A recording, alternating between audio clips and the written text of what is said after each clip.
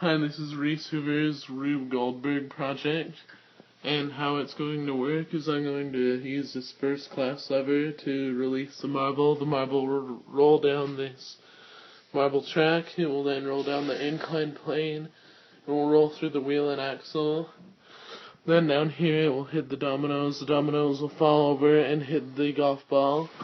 Then it will hit the wedge, and the golf ball will knock over the books, which will trigger the third class lever, which will trigger the pulley, which will make the can of soup fall on the grate.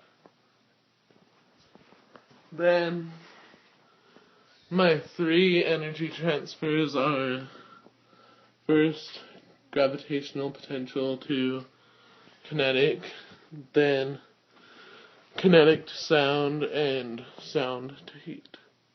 So, now that I've explained all that, let's see if this works.